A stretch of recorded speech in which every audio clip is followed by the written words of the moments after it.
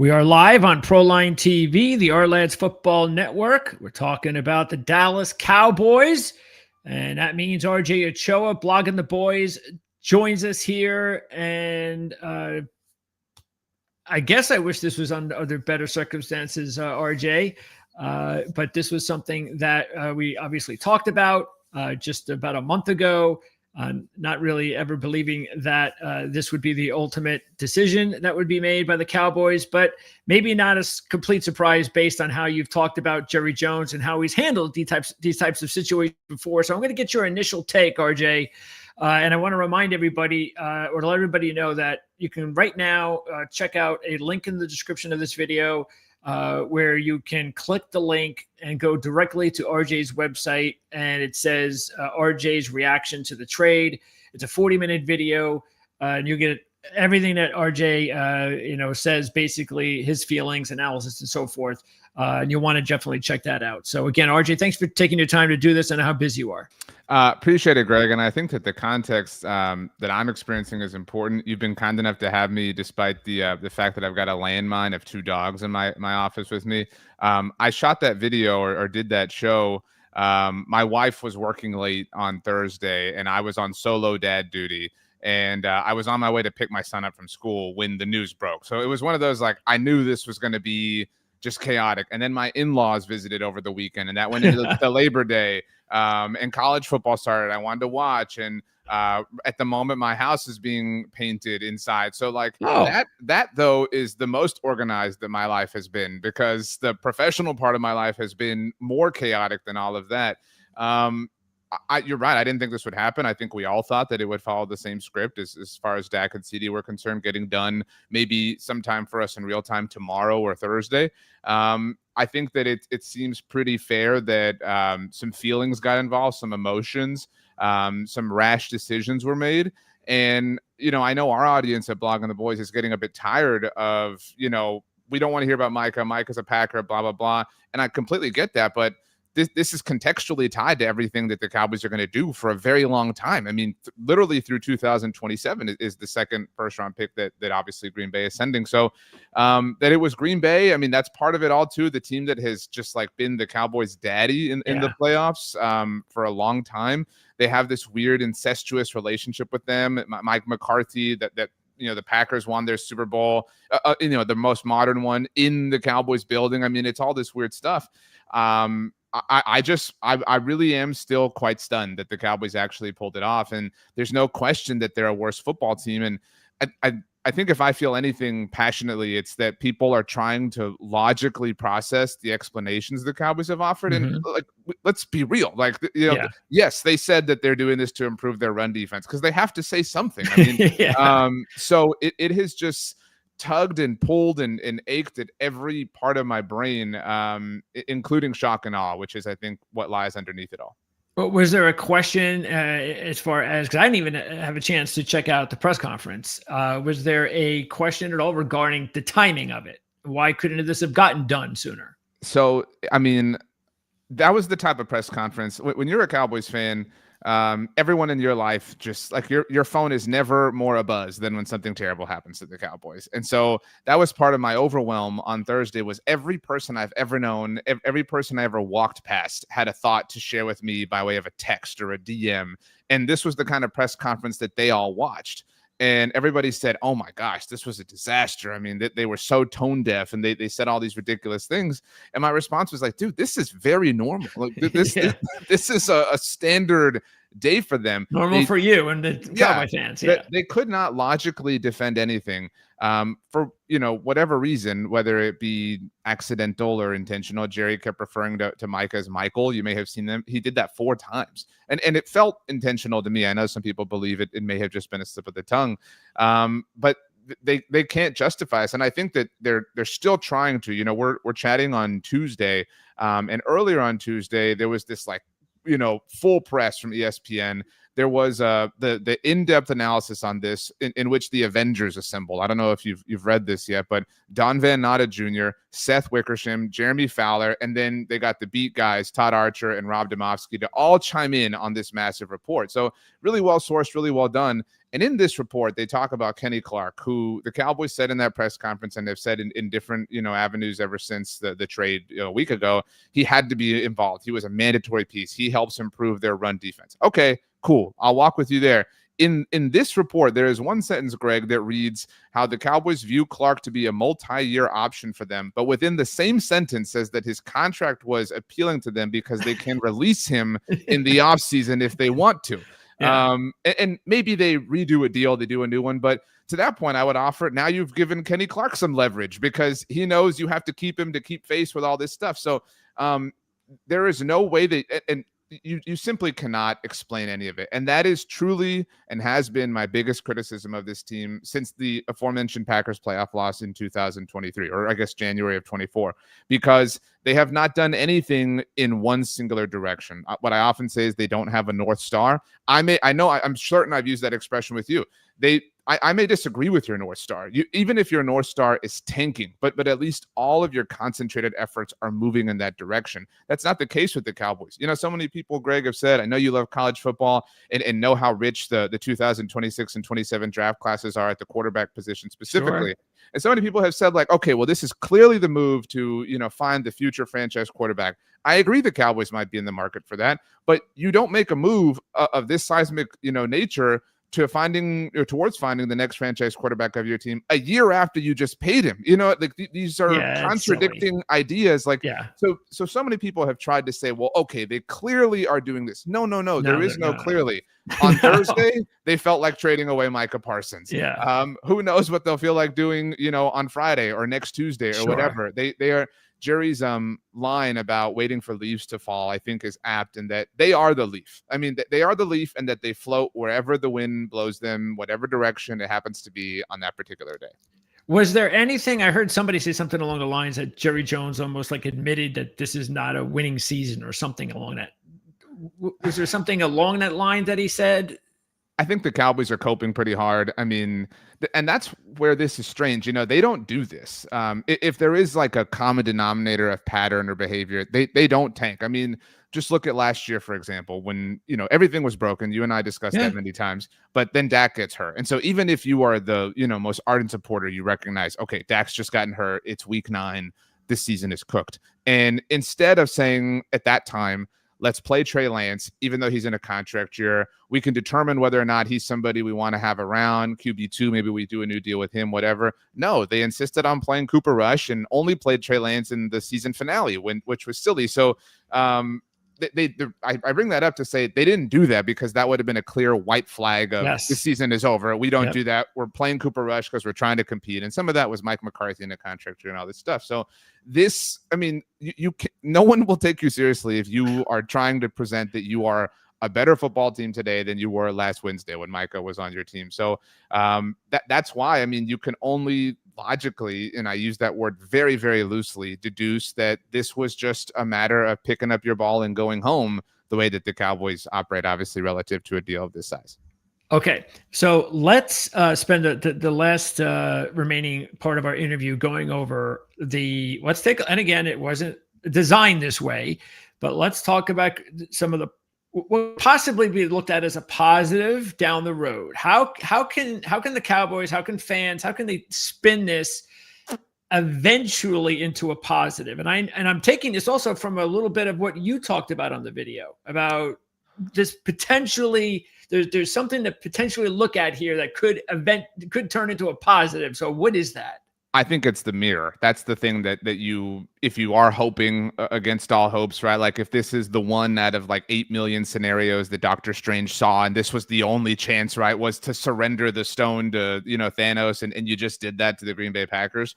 The long-term hope is that they recognize, okay, we went about this in a silly way. We need to get our act together. We need to be, more productive. We need to stop stirring the pot, stop being so toxic. Those are all off the field things, but but they've, infiltrated who the Cowboys are on the field. I don't think there's any, disputing that at this point in time. And so when you get to the practical nature and the implementation of the resources that Dallas got as a result of the trade, I mean, if I had to fast forward right now, I would say, without knowing anything, that I would love for those 2 first-round picks to become more capital. They have to become things that you're feeding off of for forever. I mean, you've got to teach this man to fish, so to speak, and give him a fishing rod and not just an actual fish. That's how you really reap from this. That's what Howie Roseman has done. The trade they made with the Saints for forever, was just kind of bearing fruit. So obviously it goes without saying that everybody you draft turns out wonderfully from this. And I think that we can take what happened on Sunday as maybe, the lesson starting to take hold, as far as their disposition, what with getting the DaRon Bland deal done, if they get a Tyler Smith deal done, if they get Brandon Aubrey, if they get George Pickens, although he's represented by the same agency as Micah. Obviously, that's been said many times. I mean, the way I squared it and the way I said it, as you mentioned, is that this is only worth it effectively if there's a culture change, if they recognize that, hey, we can't be this way anymore, and it costed everyone Micah Parsons for that lesson to be learned, but if it was learned, so be it. Okay. And so you mentioned the contracts. Those contracts you're talking about, these are players that you felt would have little chance of returning if they had spent all that money on Micah. Would that be the case? I will say, as I try to dodge Bear, that's Bear. He's also a fan of the Bears, so he's been down really bad in recent history. Yeah, sure. But so I apologize and excuse me. I think we all assumed, and even to some degree still assume, hey, bud, let's go. Give him a treat. There you go. Here comes the treat, baby. Yeah, there we go. Bear and Honey, because we think we're clever with our dog names. Each get a treat here. I think the fear has been and remains that Tyler Smith will get the same treatment from the Cowboys, that they'll drag. He's first eligible, now eligible for a he's contract next. extension. He's the next big example. I mean, he's the next first-round pick who's eligible. Okay. DaRon Bland was a part of that same draft class, but they've already taken care of him. He was a 5th-round pick. And so, if, for example, Bear, if the Tyler Smith deal were done by Thursday, I even tweeted on Sunday, I said, if they get this deal done, I'll eat an entire cheesecake in my postgame show, because I would be legitimately impressed. Now, I stand by that, this all really, if you're looking for the root cause and the genesis of the infection, began when Dak Prescott and CeeDee Lamb were not extended in 2023. Because if you go back that far, that was when they were eligible and Dak was coming off the interception-riddled season. I mean, you probably could have had him for a deal, relatively speaking. And this was before the wide receiver market had reached $30 million per year. And more importantly, before the narrative had been created that Dallas waits and waits and waits and waits and waits. So you get them done in 23. That means last year in 24, you can get Micah done. And that means this year at the beginning of 25, you can get Tyler Smith done. You can get DaRon Bland done. Right after you trade for George Pickens, you can get him done. You can get Brandon Aubrey done. So I mean, like, the hope would be that there is this reset of sorts, that Micah helps them kind of, refresh, so to speak, even though they lost him. And now you are at ground zero. We've all had like the weekend where we're like, okay, fine. I know I was on a diet. I'm just lost this weekend. I'm just going to eat. And Monday I'll be back and I'll start taking it seriously. You hope that this is Monday, so to speak, that the Cowboys have said, okay, fine. We'll get ahead on Tyler Smith. We'll get a deal done with George Pickens. We'll get it. We already got DaRon Bland done. And, next year would be Mozzie Smith. And I know you're a Michigan man, so apologies. but my point is, next year also allows a bit of a reprieve, because next year you don't have a first-round pick who's eligible for an extension for the first time, who you really want to sign, the way you did Tyler Smith this offseason, Micah last, CeeDee before that. Like, the cons of drafting really well are that you have those problems theoretically each and every single year. So the Cowboys have some time in that next year the class of 23 is due, and their first-round draft pick that year is not worth anything. Again, all due respect to Mozzie. So if that happens and they're able to reset, then, they're kind of set for the next wave, so to speak. By the way, I was watching Brian Schottenheimer in a press conference, and it was the first time I've ever heard him say, or anybody about the Cowboys say, that this is a draft and development program. And has that been said recently? Has this been said for a while and I'm just picking up on it right now? I think the Cowboys take great pride in who they draft and how they draft. And I think that's evidenced by the fact that they have had players who are worthy of paying, right? Like, that goes without saying. But, since I'd like to say that things really changed for this franchise since the dawn. I know I've told you this, of the 2011 CBA, which introduced the rookie wage scale. And the first player the Cowboys had who was drafted under those parameters that was eligible for an extension, they got done as soon as possible. And it was Tyron Smith in 2014. And you may recall, or your audience may recall, Tyron got like a 10-year deal. I mean, it was crazy. That's right. And it was this massive just kind of well that they kept going to over and over and over again. And there became a point in time where I think the NFL as a whole, and obviously Cowboys players, realize, you know what, we want earlier bites back at the apple. You know, we want these 3-year deals, 4-year deals, even after our second contract, so that you can get a third contract. Not every, we talk about how rare it is for players to get that second contract. That third one is even more difficult. You have to be really good and really last a while and play the right position. And so in that time, since 2011, all those first round picks, I believe the Cowboys have had 12 players who were ultimately eligible for different extensions to this point in time, and only 5 of them got long-term deals. So you can't really sit here and tell me, hey, we take great pride in drafting dudes in the first round and turning them into stars and paying them and keeping them around. Now, some of these players did get second deals with the Cowboys, but as an example, if you recall Morris Claiborne, the Cowboys declined his 5th-year option and then got him back on a 1-year deal. That wasn't a long-term extension, though. I mean, we're talking about players who you gave life-changing. Sure. All of it is life-changing, but you gave significant money to be cornerstones of your franchise. They missed on Morris Claiborne. They missed on Leighton Vander Esch. They didn't have a first-round pick in 2019 because of the Amari Cooper trade. They've missed on Mozzie Smith. They didn't give a new deal or a second deal to Byron Jones. I mean, so there are a lot of examples of the Cowboys, whiffing and not necessarily being a draft and develop team. And if you are this like draft and develop, we like our guys, we keep our guys, we pay our guys type program, then why has this list been so long for forever? Why are you so far behind? Why has the bill been due for forever? Yeah. Why did you have to go to the 11th hour to see what you needed to see from CeeDee Lamb, from Dak Prescott, and absolutely to ultimately trade Micah Parsons? So I think Brian Schottenheimer is a good man and is speaking the company line, but it falls a little bit on deaf ears based on the evidence. Okay, before I let you go, when we spoke about a month ago, the Cowboys were at 8.5 on the win total. They are now, believe it or not, no big surprise, I guess, 7.5. They've lost the game. So now it's 7.5, 100. It was 8.5 plus 120. So you had originally decided that you were going over. And now that it's lower, are you still emphatically over? Has your mind changed? Yeah, I mean, I'm not even breaking a sweat at 7 or 8.5. I'm even thinking about 9.5. This is, I know I gave you the spiel then. This is not a team that, that just bottoms out. I mean, they did just trade away their best player, but their second best player is the star wide receiver, and their third best player, well, we could get into the weeds, but my point is they have one of the 10 best quarterbacks in the NFL, and they have the third best receiver in football in CeeDee Lamb. And now they have the 22nd best receiver in George Pickens. And so this was always going to be an offensive production. There's no doubt about it. Like, as amazing as Micah is and was, and I would not have traded him. I stand by that. It was very dumb and should have never come to this, but it doesn't really change that math for me because, I think Micah can be great. And this is not he faded in the playoffs. They don't need him take.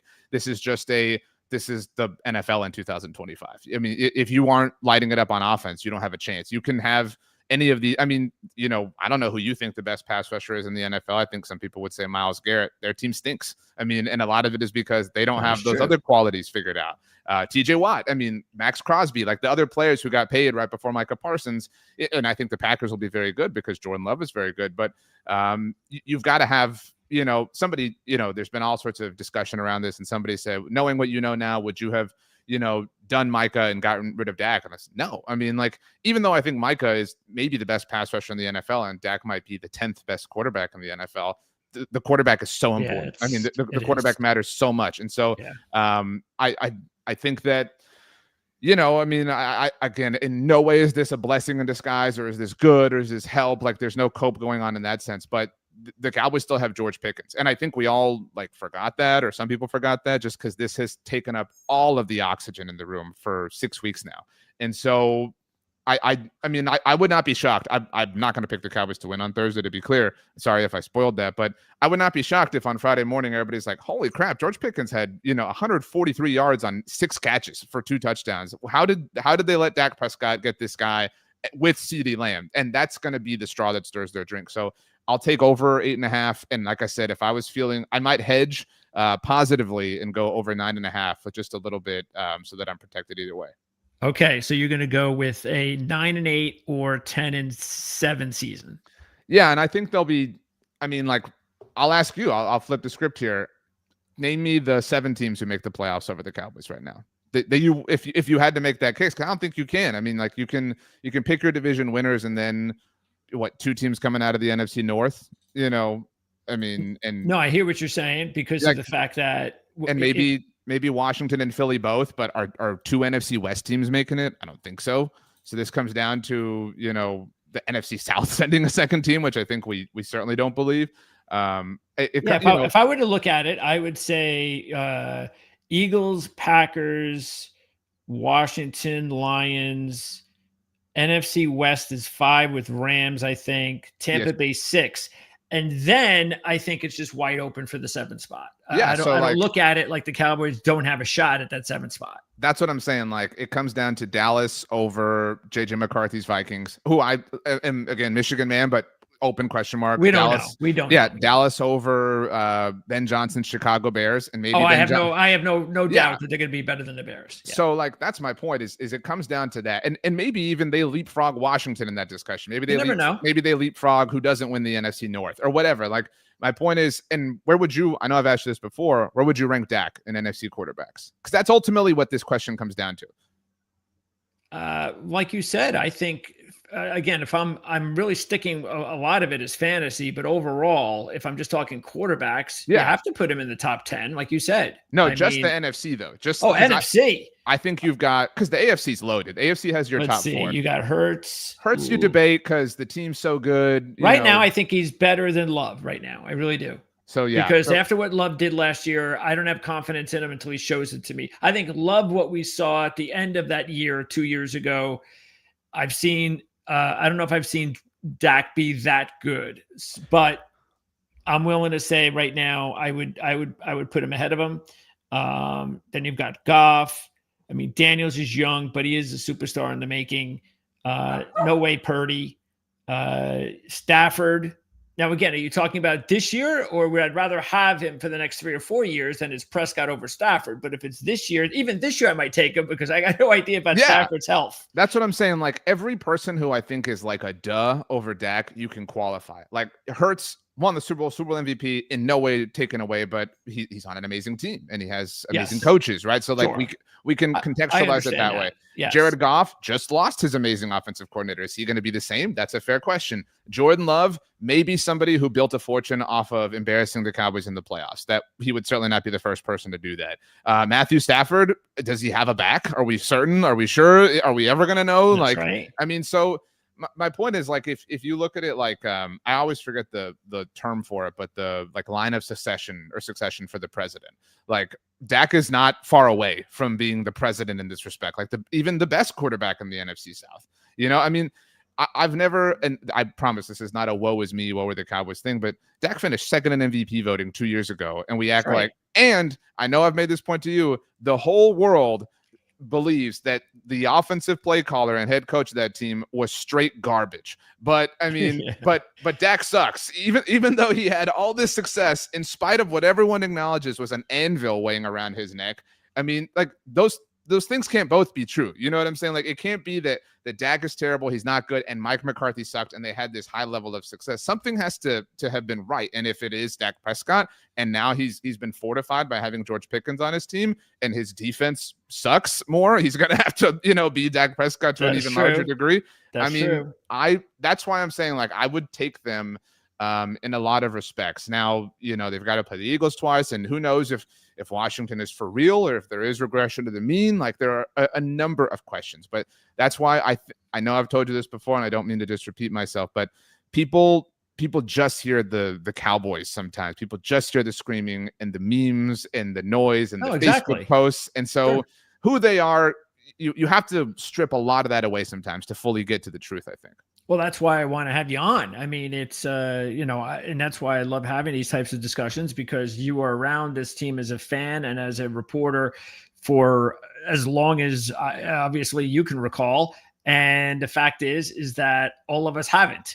So if you have any sort of unbiased reporting ability in you, then you should be much more qualified to be able to break down the team than anybody outside. And that's why it's important to hear your perspective.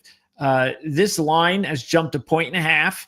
So now it's 8.5. You thought that this game was going to be a really good competitive game. You had mentioned first time we're going to see Prescott and Hurts together, battle it out.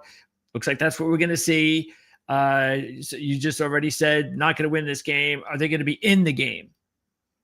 So I was looking at this earlier this morning, and I'd ask you to look at something if you don't mind. So the Cowboys are the biggest underdog of Week 1 at the moment. They're 8.5-point underdog. Second, really? Yes. Even over Tennessee? They're 7.5 last I looked. Wow. Okay. So you can correct me if I'm wrong. At Denver, it is 8.5. Okay, it's moved. Okay, but again, this is, every book's different. Right. Okay, but still, for the purposes here, if you can go back, or it was fine. But Tennessee are 8.5-point dogs. The over/under for that game is, I believe, 42.5.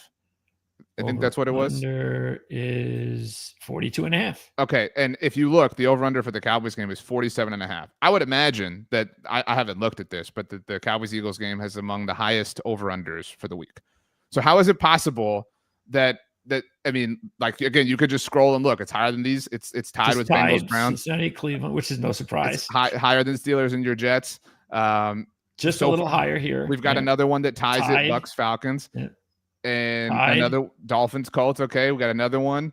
I have yet to see one higher across all of Week 1. Here's one: Ravens, Bills, Sunday Night Football. Okay, and Monday night between the is still lower between the Vikings and the Bears. Yes. So you mean to tell me that this game has the second highest, admittedly tied for, but the second highest over/under of the entire week, but that the Cowboys are 8.5-point dogs. They're going to lose by 9, but you know that this many, and maybe the Eagles just blow them out that badly. Maybe that's truly what's going to happen. But the Eagles, who notoriously run the ball, you know what I mean, and play slow, don't have these big, like, that just doesn't compute to me. And look, if I don't put a lot of stock into data at Week 1 because it's all based off of last year. I certainly am willing to trust odds makers and sports books because they are who they are. But this just feels massive to me. This feels representative of people jumping on the Eagles because the Cowboys and Micah and everything's embarrassing. So I really have a hard time believing they don't at least cover. I mean, I would be stunned. So they're going to be, you expect them to be very competitive, and you believe that, because I could already tell what the media is already trying to do. I see things like, what was it? In one of the articles, CD said something about reacting to the loss. Said something like crushing or something. He called it the worst. Yeah. The worst. So, but then you read the rest of the article and you don't really hear anything like he's being like, okay, yeah, that's, you would expect him to feel that way. But does that mean the team is so down right now on the front office, and I can't believe they let Micah go, that we're all just going to give up and we don't want to be here anymore? That's what the outside opinion, for the most part, I think, or at least some of the media, wants the casual sports fan to believe is going on. Yeah, I think so. And I think everyone feels like, oh, they just admitted the season's over. They're not going to be competitive. And look, they're going to be a worse defense, right? Like multiple things can be true. But I mean, you've been doing this a long time. I think you would agree it's somewhat suspicious that the Cowboys are now tied for being the biggest underdog of the week, and that yet they're also tied for the second largest over/under in the game. I mean, it's such a weird, juxtaposition, to exist. I don't know that I would not pick the Cowboys to win, but I will say that very often the Cowboys are the most hilarious team and result possible, right? Like for everyone's sake. And this would do extraordinary damage for the long-term future that we talked about, maybe would be the ultimate net gain out of this. But I mean, it would be theater if they went and won on Thursday. And sure, I know you loved Donovan Ezuraku, the second-round pick out of BC. Yeah, I do. If he had 2 sacks and it looked like you were right, you know what I mean? And then on Sunday, Micah had nothing. I mean, like that sure, Jerry does bi-weekly hits on the local radio station. I mean, the first 10 minutes of that conversation would be incredible. Again, it would be quite cancerous to the long-term health of the organization, but it might be worth it just to experience that. I totally look, the Cowboys, like, how often do you see a team be that big of an underdog against a division rival? A team be that big of an underdog with tried and true franchise quarterback. Think what you want of Dak Prescott. Sure. I think we all, nobody of sound mind and judgment believes he is ever an 8.5-point underdog in any NFL game, especially after adding George Pickens to the fold. So that would be interesting to find out if I had time to do the research and what's the biggest line Dak has ever had to face before. I mean, it can't be large or can't be larger. No, I mean, last year, I do a show with my Eagles counterpart at SB Nation, Brandon Lee Gowden, and he remembered I didn't, that when Dallas went to Philadelphia last year, which was late in the season, and if you recall, Kenny Pickett started that game for Philly, but Cooper Rush did for Dallas. Dallas was a 7-point underdog in that game. I mean, like, how is that logical? I mean, again, some of it's not Jalen Hurts, right? Whatever, but I mean, you're in not full force Saquon Barkley at the time and all this stuff, but that doesn't make sense. I mean, it has to be representative unless, Dak has fallen off a cliff, right? Unless Dak is truly just, really, really, really bad now. And I don't think either of us believe that. No. So, well, I took CD Lamb with my second pick in my fantasy draft. Right. Oh, he went third and I had the fourth pick. It was a bummer. I had to settle for Ashton Genty, but my cousin took him. I'm still pissed off. But what pick did you have? I had, we all get a keeper, and so 10 players are off the board. And, you get a keeper. So it's effectively 13 and 14 the picks we're talking about here. But but yeah, so I just really can't.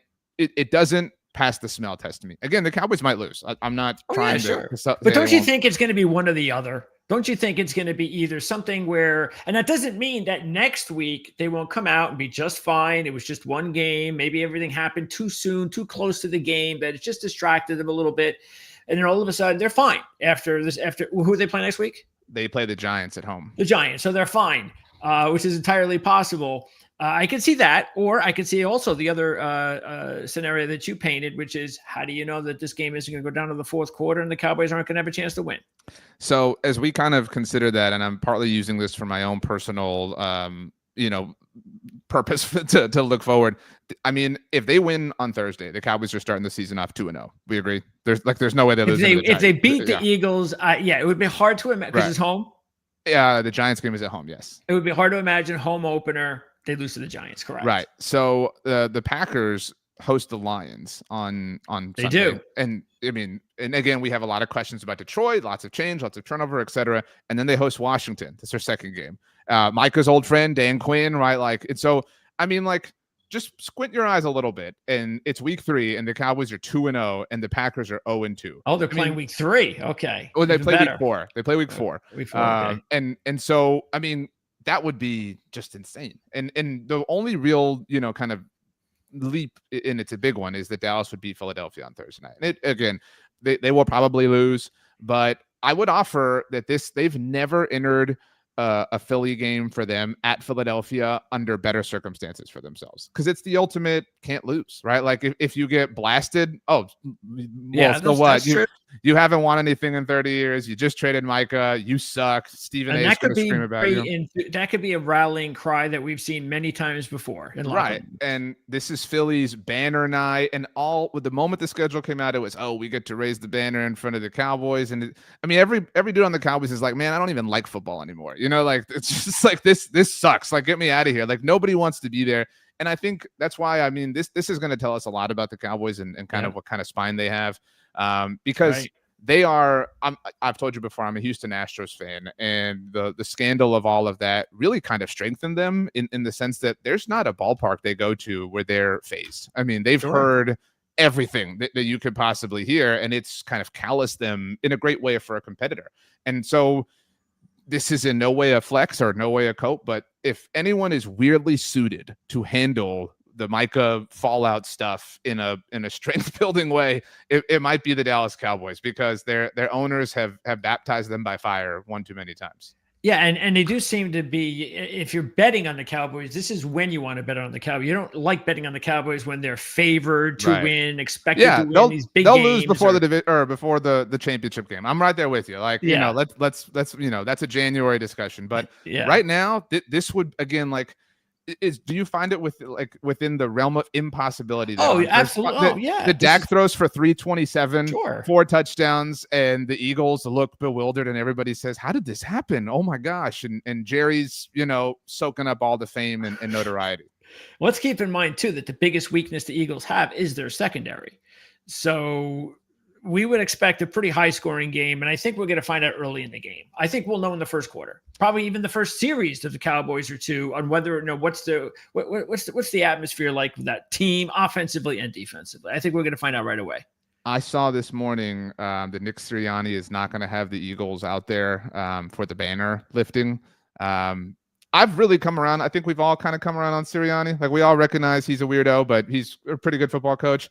This feels like a misstep to me. This feels like they're already in their heads about this. Or again, the Cowboys are like, dude, we don't have the mental energy to be in anyone's head. Like, we're so used to chaos. Like, you're worried about whether you're going to stand out there and watch your banner go up. I mean, again, that is kind of silly. They're built for this type of thing. Yeah, that's a little over. I agree. I didn't even hear that, but that is. I mean, just let them soak it in, man. It doesn't happen. It happens once maybe in their lives. Let him – come on. He's being a little bit over – I don't know. He's in his head, like you said. All right, RJ. Well, it's always fun talking with you. Again, I know you're real busy, so I probably took up more time than I needed to, but I really appreciate it. It's always fun going back and forth on these topics, especially with the Dallas Cowboys and how much they're in the media and how important the Cowboys are to the media and the fan base around the country, pro or con. And we'll definitely talk during the season. So again, thanks a lot. We'll, like I said, we have a link in the description for a whole bunch of things that you can follow RJ for, including check out that 40-minute video of his reaction right after the trade. And thanks a lot, RJ. Enjoy the game on Thursday. Thanks for having me, Greg. Apologies and excuse me again on behalf of both Bear and Honey. No apologies. This is like, look, I hate this football team with most of my being, but I love them. But I'm grateful for this time of year and for friends like you. Yes. And so I hope that it is everything you want it to be. I hope you eat all the great food and make all the wonderful memories. And I wish you and your audience a very happy NFL season. Thanks, RJ.